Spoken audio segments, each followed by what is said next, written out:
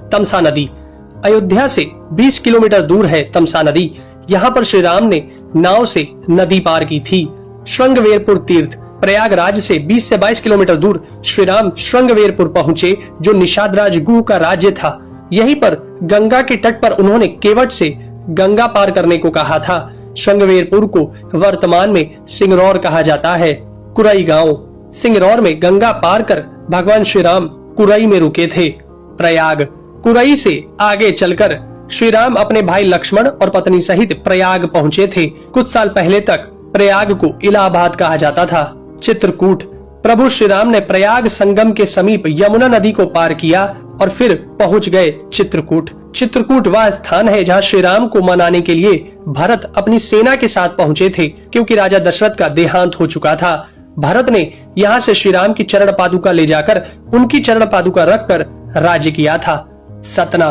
चित्रकूट के पास ही सतना यानी मध्य प्रदेश में स्थित अत्रि ऋषि का आश्रम था। हालांकि पत्नी अनुसुईया के साथ महर्षि अत्रि चित्रकूट के तपोवन में रहा करते थे, लेकिन सतना में रामवन नामक स्थान पर भी श्री राम रुके थे, जहां ऋषि अत्रि का एक और आश्रम था। दंडकारण्य। चित्रकूट से निकलकर श्री राम घने वन में पहुंच गए। असल में यही था उनका वनवास। इस वन को उस काल में दंडकारण्य कहा जाता था। मध्य प्रदेश, छत्तीसगढ़ और महाराष्ट्र के कुछ क्षेत्रों को मिलाकर दंडकारण्य था।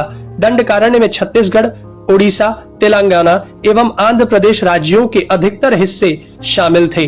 दरअसल उड़ीसा की महानदी के इस पास से गोदावरी तक दंडकारण्य का क्षेत्र फैला हुआ था। इसी दंडकारण्य का ही हिस्सा है तेलंगाना का एक शहर भद्राचलम। गोदावरी नदी के तट पर बसा यह शहर सीता रामचंद्र मंदिर के लिए प्रसिद्ध है। यह मंदिर भद्रगिरी पर्वत पर है। श्री राम ने अपने वनवास के दौरान कुछ दिन इस भद्रगिरी पर्वत पर ही बिताए थे।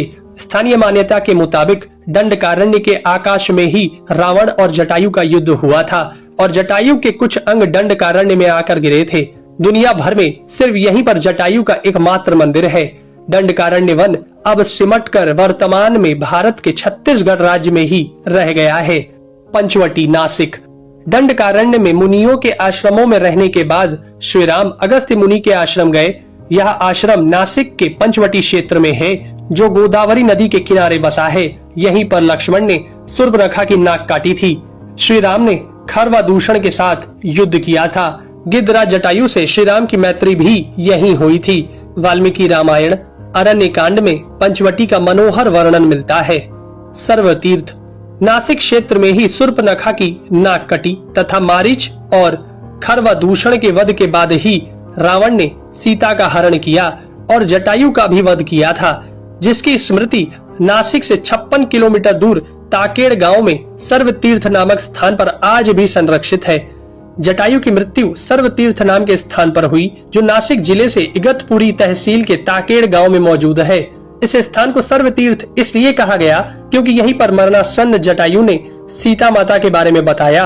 राम जी ने यहाँ जटायु का अंतिम संस्कार करके पिता और जटायु का श्राद्ध तर्पण किया था। पर्णशाला। पर्णशाला तेलंगाना के खम्माम जिले के भद्राचलम में स्थित है। यह रामालय से लगभग 1 घंटे की दूरी पर स्थित है। पर्णशाला को पंचशाला या पंचशाला भी कहते हैं। पर्णशाला गोदावरी नदी के तट पर स्थित है। यही वह स्थान है जहां से सीता जी का हरण हुआ था। हालांकि कुछ मानते हैं कि इस स्थान पर रावण ने अपना विमान उतारा था।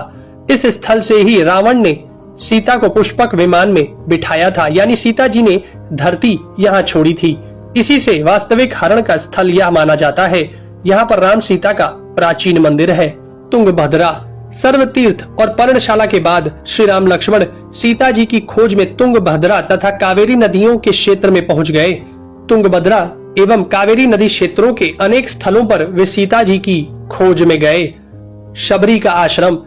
श्री राम और लक्ष्मण सीता की खोज में तुंगभद्रा और कावेरी नदी को पार करते हुए चल दिए। जटायु और कबंध से मिलने के पश्चात वे ऋषिमुख पर्वत पहुंचे।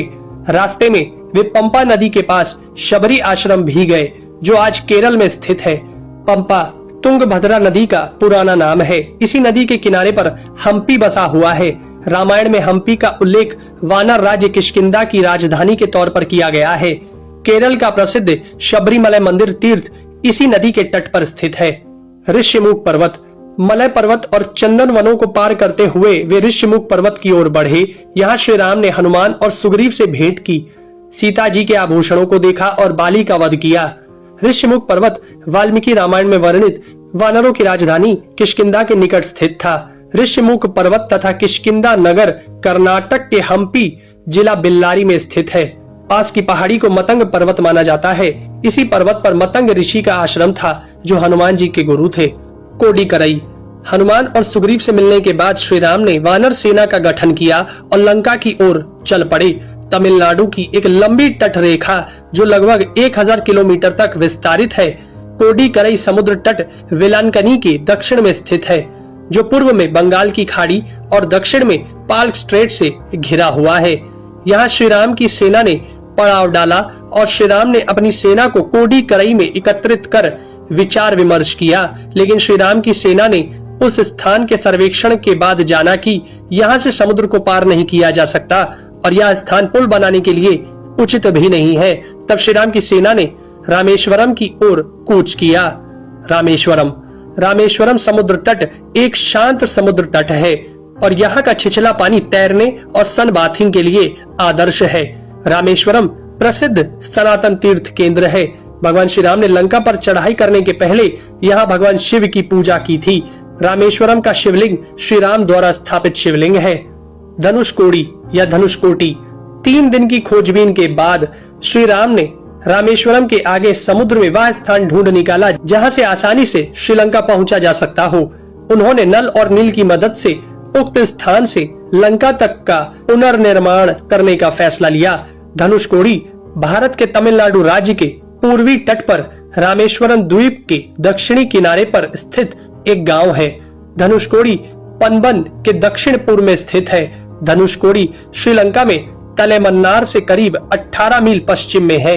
इसका नाम धनुषकोडी इसलिए है कि यहाँ से श्रीलंका तक वानर सेना के माध्यम से नल और नील ने जो पुल यानी राम सेतु बनाया था, उसका आकार मार्ग धनुष के समान ही है। इन पूरे इलाकों को मन्नार समुद्री क्षेत्र के अंतर्गत माना जाता है।